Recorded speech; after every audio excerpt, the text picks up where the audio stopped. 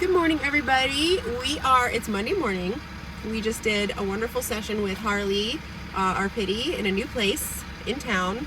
Did a setup with a dog, had a dog barking behind a fence, walked in heel half the time and out of command half the time for a bump into boundary session, all in a new place, and she did amazing. And now we are going through a drive-thru, partly because we're hungry, but also because they said drive-thrus were impossible before training, because she would just bark her head off the entire time to the point where they cannot even understand the order. And now I forgot we had her in the car. Good girl.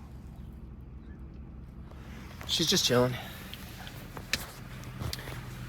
No, I honestly forgot we had her in the car. I just did my order at the window, and we're about to go to the window where you pay, and then we're about to go to the window where you get your food, and she hasn't made a single sound.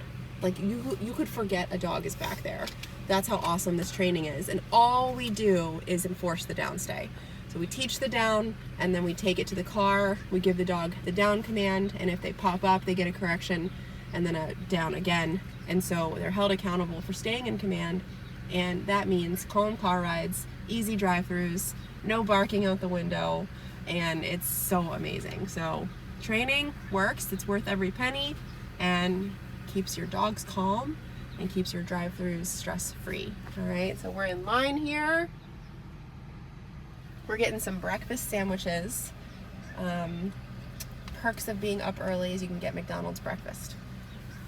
While we're waiting, just want to show you our setup dog, Izzy, and I just wanted to talk to her about her for a second. She came to us with extreme car sickness. I think that's one of the reasons her owners actually surrendered her. She would vomit every single time in the car. It would be an absolute mess. If she didn't vomit, she was drooling to the point where she was soaking wet every car ride, even 5-minute car rides. And now, she's totally fine in the car. And that is, what we did was obviously enforce the downstay, but sometimes she would even throw up and drool in her downstay, because I think she did have genuine motion sickness. But what we did was just keep driving her around. We kept driving her around over and over and over and over again. And at one point, we were like, oh my God, Izzy's not getting sick anymore. She's not drooling, she's not vomiting.